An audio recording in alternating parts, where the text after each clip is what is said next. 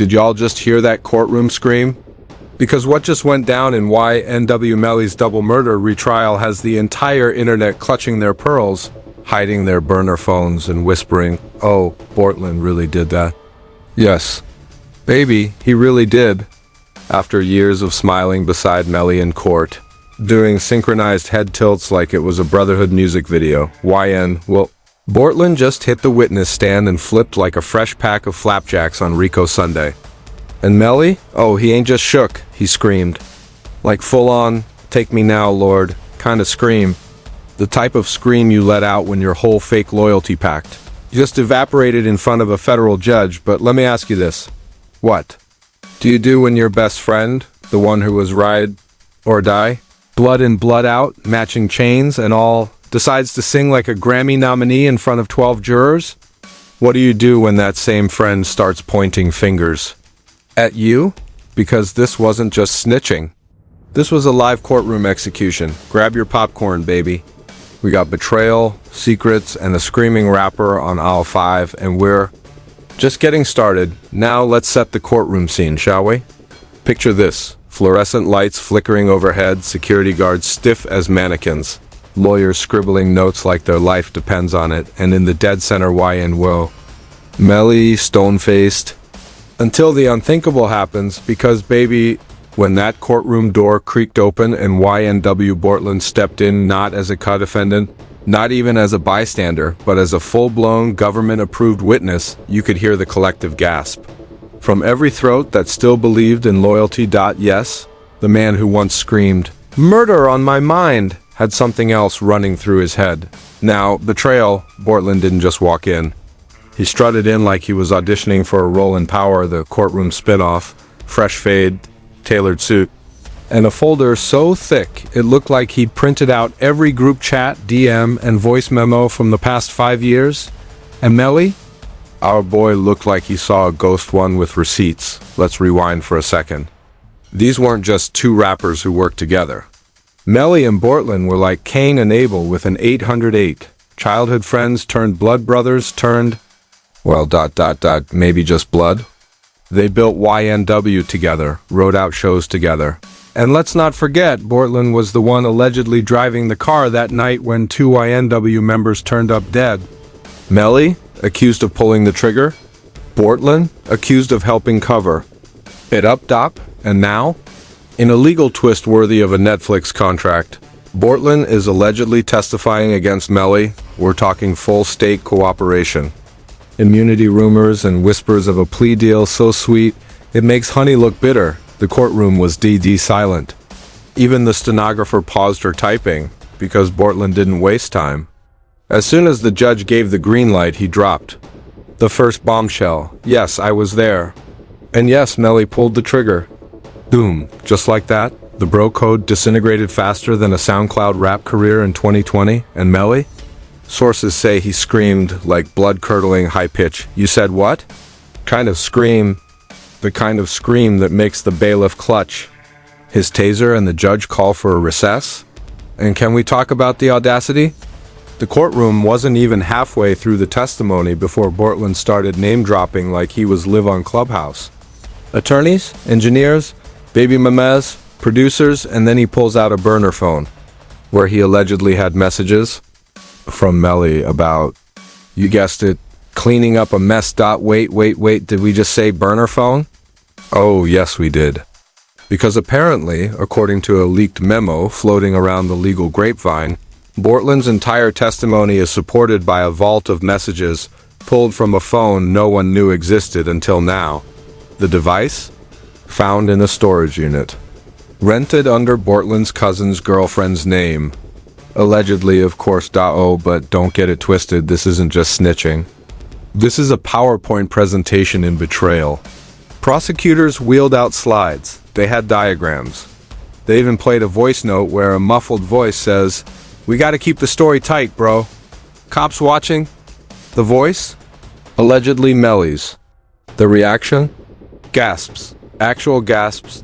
Now, before we get too deep into the meltdown, let's not forget, this isn't Melly's first time dancing with the devil in Dior sneakers. This man's been on trial for over 5 years now, stuck in a legal Groundhog Day of mistrials, juror issues, and witness drama that could make Shonda Rhimes sweat. But this Bortlen betrayal? This was the nuclear option, because the courtroom that day didn't just witness a testimony. It witnessed a funeral for brotherhood, for loyalty, and for whatever chance Melly had left at reasonable doubt. And as Bortlen kept speaking, it became painfully clear this wasn't just a witness statement. It was a digital guillotine, and you know the internet had a field day. Within minutes, TikTok was ablaze. One video showed a reenactment using GTA characters. Another had someone fake screaming in the mirror with the caption, "Me if my homie testified like Bortlen." YouTubers already dropping Melly's done compilations, and X, formerly Twitter, a war zone. Half the users screaming, "Free Melly," and the other half saying, "Bro, it's over." But this was just the beginning, because as Bortlen's testimony rolled on, the cracks in Melly's entire narrative started turning into earthquakes. And if what came next is true, we're not just talking about betrayal, we're talking perjury, cover-ups, hidden money trails, and a potential RICO reset. And baby, if you thought the courtroom tension couldn't get any thicker, just wait till you hear what got leaked from inside that courthouse. We're talking real-time betrayal, caught in HD with Bortlen flipping like a pancake under pressure, and Melly was in that courtroom looking like he just saw a ghost wearing his mugshot. Let's start with the bombshell that made the internet spiral into a collective meltdown. An anonymous court staffer, we'll call her Miss Cinnamon Latte, because she allegedly works the cafe cart near the jury room, claims she overheard YNW Bortlen rehearsing his testimony with prosecutors during a private recess. Rehearsing, as in, okay, so when they ask about the car, I say Melly told me to drive it after the shots, right? Chilly, the level of scripted snitchery, but it doesn't stop there. According to a very reliable imaginary leak from inside the DA's office, let's call him Agent Salt and Pepper, Bortlen allegedly provided GPS coordinates, Snapchat voice notes, and a list of deleted texts that implicate Melly's state of mind during the night of the murders. One message reportedly read, "He ain't family no more. Loyalty ain't free."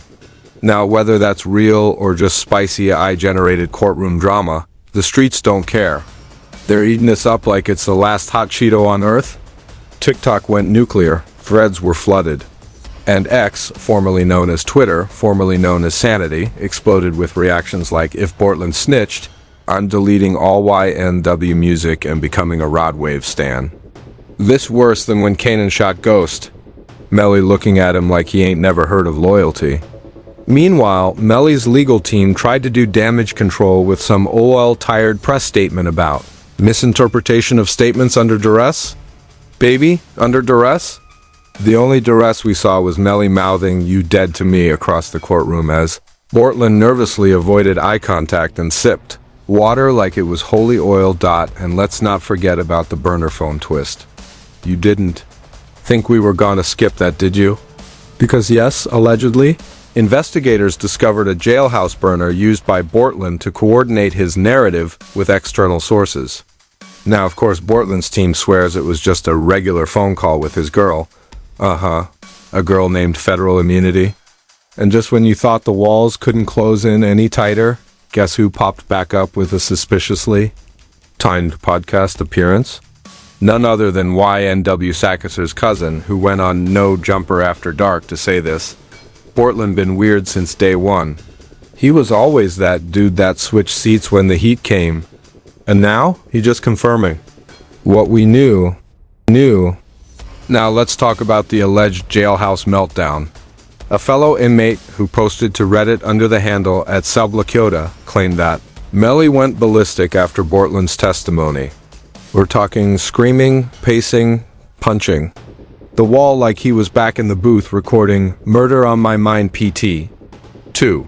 According to this very unverified post, the guards had to restrain Melly while he shouted, "I put my life in your hands."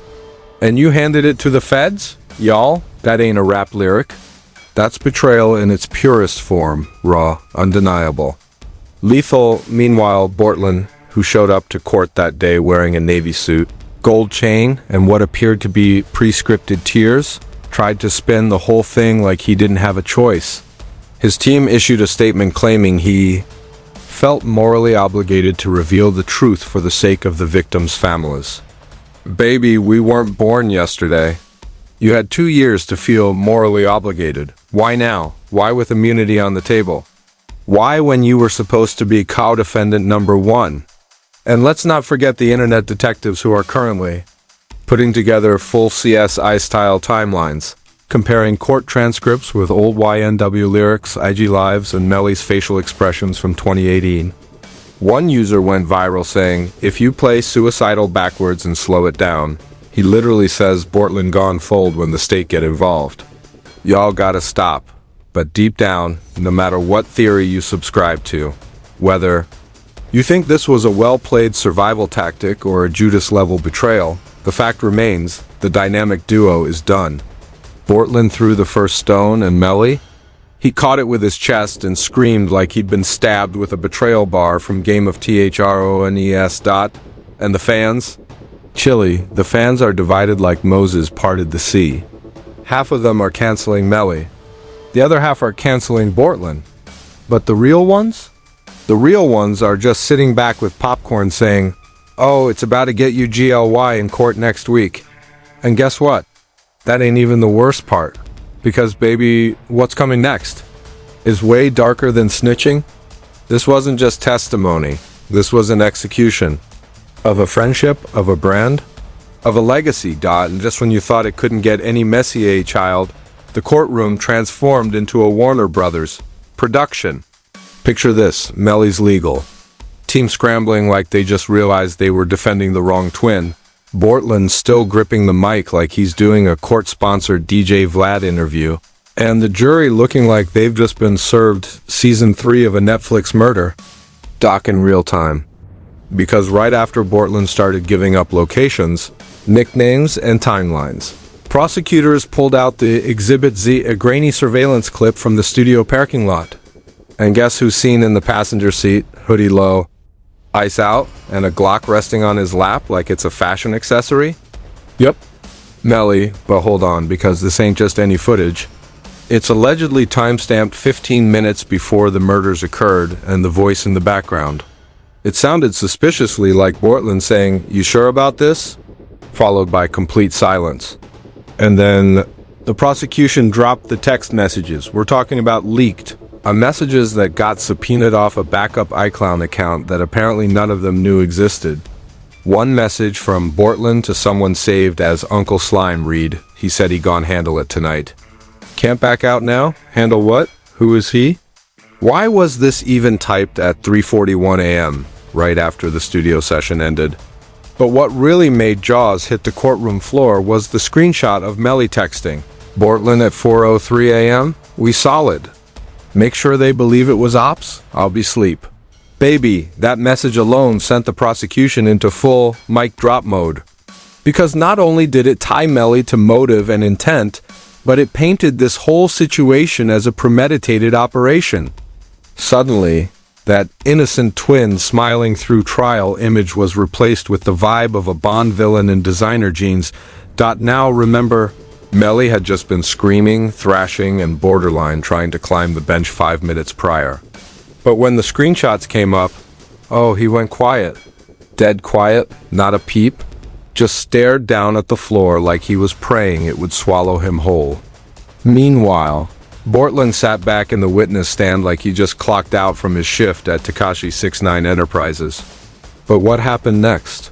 Absolute chaos. One of Melly's supporters in the courtroom reportedly stormed out, yelling, "Nah, you ain't gang. You ain't gang." Security had to escort 3 people out. The judge banged the gavel like it was a boxing bell. Even Melly's mama, bless her heart, looked like she was about to faint, gripping a handkerchief and whispering prayers under her breath. And then came the final dagger. The DA called an anonymous witness to the stand. Someone whose voice was distorted and identity protected behind a black screen. They claimed to have overheard a conversation between Bortlen and Melly days before the murders, where Melly allegedly said, "Sometimes you gotta take out the inside to protect the outside." A quote that literally made half the courtroom gasp. And allegedly, That inside was YNW Juvie and Sakasur. Now you tell me, what kind of friendship is that? What kind of brotherhood ends with that level of betrayal? Because let's not forget, these weren't just random associates. They were friends. Family, group members. Melly had grown up with these boys. They lived together, struggled together, came up together, and yet here we are, in a courtroom, watching one being tried for plotting their deaths, while the other spills every secret in a desperate attempt to save his own neck. And the worst part? This trial isn't even over yet. There's still cross-examination coming. Still more evidence that the prosecution says they're waiting to unveil, and still more names being whispered in sealed documents. Rumors are flying that there could be additional indictments, maybe even connected to unrelated hits that have YNW fingerprints all over them. Some folks are even speculating RICO charges might hit the entire YNW camp before the year ends. The internet, of course, has already made up its mind. Social media timelines are split into three camps. Melly, innocent, this is all cap. Bortlen's a rat, but Melly's still guilty. And the ever so popular these boys all cooked, where's the popcorn? Melly's label? Silent. His management team? Jailhouse TD. And as for Bortlen? Word on the street is he's already filed paperwork to request protective custody post-trial.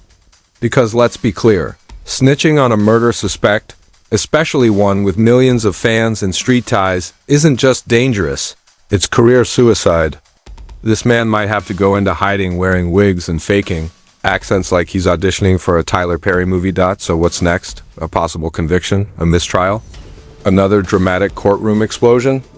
Or will Melly pull the impossible and somehow escape this mountain of evidence like he's the real-life ghost from Power? Whatever happens, one thing's clear. This trial is no longer just a legal battle, it's a full-blown soap opera. Complete with betrayal, tears, leaked messages, surprise witnesses, and plot twists too wild for fiction. YNW Melly and Bortlen didn't just lose their way, they turned their lives into a murder mystery that's playing out like a viral Netflix series. Except this one ain't got no writer's room, ain't got no rehearsals, just real consequences. And now that the world's watching, there's no going back. And there you have it, the courtroom chaos that might have just sealed YNW Melly's fate. But what do you think? Was Bortlen always plotting to flip, or did Melly just play himself all along?